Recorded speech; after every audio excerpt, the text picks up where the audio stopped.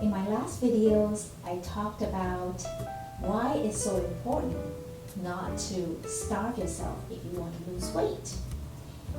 I talked about belly fat or visceral fat, which is the fat that accumulates around the internal organs in your abdominal cavity. Since I posted those videos, many of you wrote me about your struggles with belly fat. Belly fat is quite common for those of us who are in midlife or those of us who are under a lot of stress and are not eating a healthy diet and just working so many hours a day, have so many responsibilities in life that we don't have time to take care of our body. And the stress led to an increased level of cortisol, which in turn leads to the accumulation of fat in the belly area. So I talked about how eating right according to your unique body, your body type based on your blood type and genetics is so important in making it more effortless to lose weight. There are so many ways to lose weight, and I want to show you the more effective and smart ways. And so the main thing is to eat right for your blood type. So that will take care of about 80% of your weight loss goal. Okay, and the remaining 20% will be exercise. Now, besides exercise, of course, there is sleep, which contributes a lot to your hormonal balance, the balance of cortisol level in your body. So that's a whole other piece of the pie, which is outside of this 80-20. So just know that if you get high quality sleep, you sleep well and enough, at least 7 hours a night, then that will take care of a big part of your weight loss needs. Now let's come back to the exercise part. Choose exercises that is suitable for your blood type, right? So for type A, for example, you would want to do exercises that are milder so it doesn't create more stress in your life, which would lead to belly fat. But for type O, like me, people like me, they will need rigorous exercises. Regardless, one thing that will contribute to a more efficient burning of fat is to build strong, lean muscles. When you build muscles, the muscles will actually consume more energy even when your body is at rest. So that's a really smart way to lose weight. One type of exercise that will help you build strong, lean muscles is weight training. So I'm not a weight training expert, so I will defer you to the experts, the fitness experts out there. However, I am a certified bar fitness instructor, and I have been practicing ballet for about 14-15 years as an adult. I started at the age of 35, and that has really transformed the shape of my body drastically. In fact, it feels so enjoyable that I keep on doing it, and without feeling that it's a workout, because I love the art form. It's so graceful, it's so beautiful, and I enjoy doing it. And it helps me to build lean muscles. And after that, even when I'm resting, the basal metabolic rate is higher, And so, the muscles help me burn fat. So it helps to keep my body in good shape. And there are some, amazing surprises. For example, it helps me to shape my legs.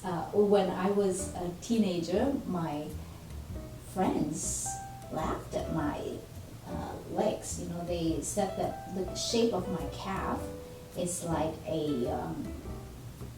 the legs of a table tennis table. So I would have really bad self-esteem because of that.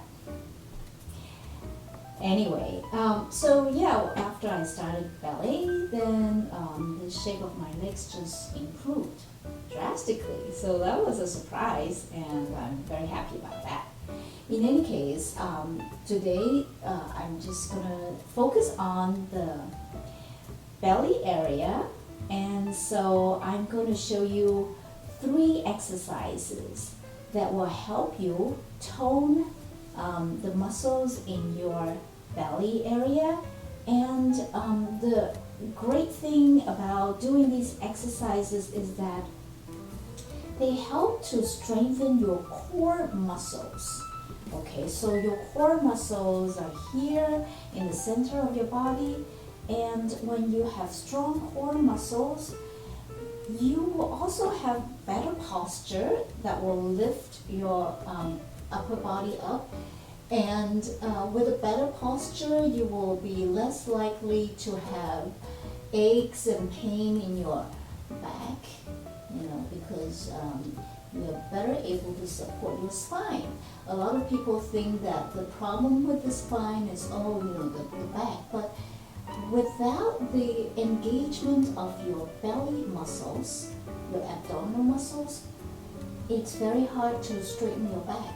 So when you work on your abdominal muscles, it will help support your spine as well. So this may be a missing piece of the puzzle if you are struggling with some back pain or lower back pain. And another thing that I want to show you is that sometimes you may feel that you have the belly protruding, a big belly sticking out, but part of it could be related to your posture.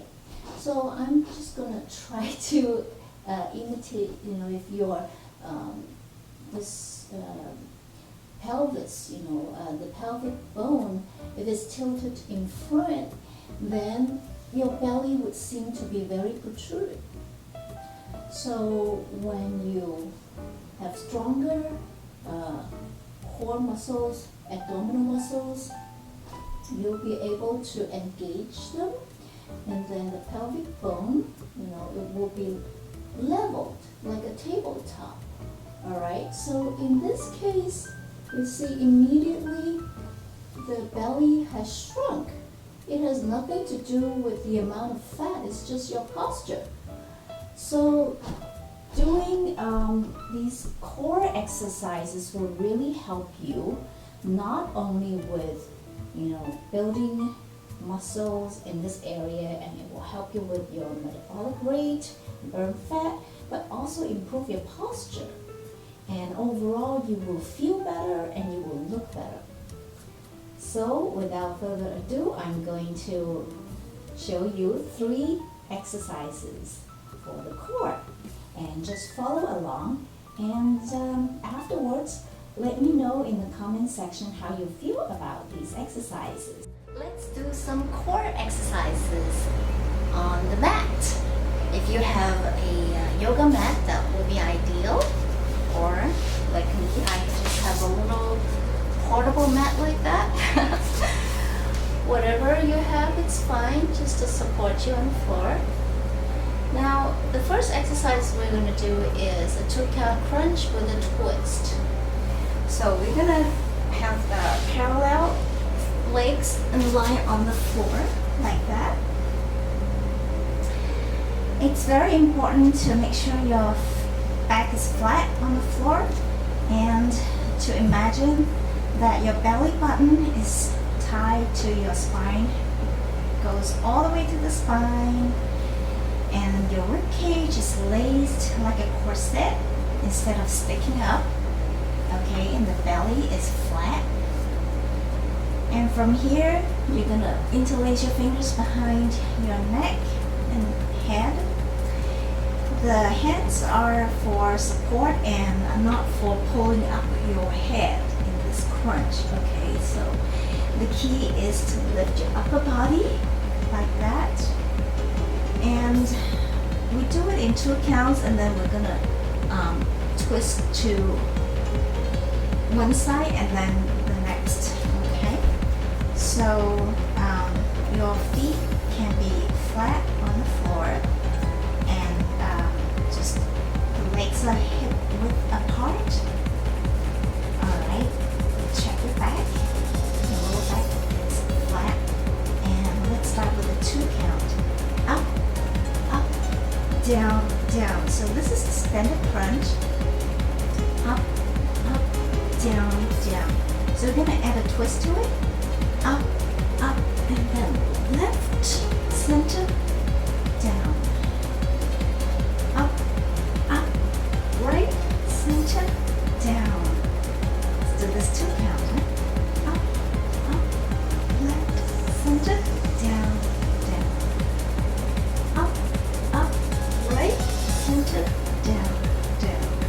Let's do 4 more.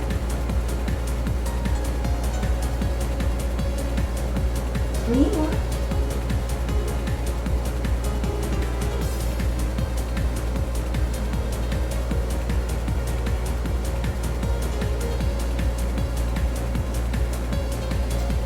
If you have difficulty with this exercise, just do the standard crunch, 2 counts. And if you want some challenge, you can add the knees. So we're gonna touch the left knee with the right elbow and the right knee with the left elbow. So let's try it. 2 counts. Up, up, twist, center, down, down. Up, up, twist, center, down.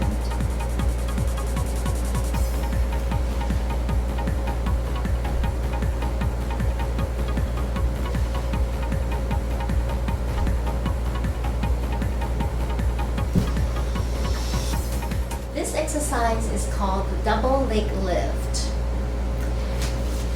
To start, rely on the floor. Lift your legs up to 90 degrees. And make sure your back is flat on the floor. You can put your hands next to your hips or underneath your pelvis to make it more comfortable. So to start, you're gonna lower your legs down to 45 degrees and then lift them again. You're gonna be using your abdominals the whole time when you are lifting your legs up. Okay, so let's do 8 reps. 8, 7. Make sure to engage your abs and that your lower back is flat on the floor. 4 more. 3 more. 2 more. And 1 more.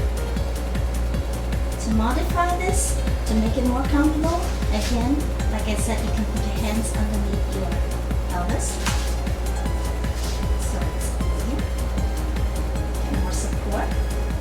Also, if you are unable to lower to 45 degrees, you can just lower to whatever extent you can lower. And to challenge yourself, once you've gotten good at this, you can lower your legs to a place that's just hovering above the floor, but not all the way down. This is really going to work your lower abdominal muscles. Ooh!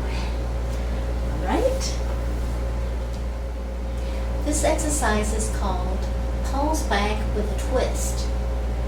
So sitting up on your mat, you're going to lift up out of your spine and put your hands behind your thighs. The thighs are hip width apart and parallel. From here, you're going to contract your abs and curve your spine into a C curve like that. Now, the standard version is to put your arms in the first position, so it's rounded and right in front of your chest. And all you're going to do is to pulse back just a few inches, 1 or 2 inches. Pulse back, up, back, up, back, up. You're going to be engaging your abs when you go up and down, up and down, maintaining the C curve the whole time. Let's do 4 more. 3, 2, 1. If you're having difficulty with this, you can put your hands behind your thighs while you're doing this. Now we're going to add a twist to this exercise. When you're in the pulse back position, very curved back, you're going to twist to one side and bring your arm back to the center. Twist to the other side and back. Left, center, right, center. And in the modified version, you can put your hands behind your thighs and do this.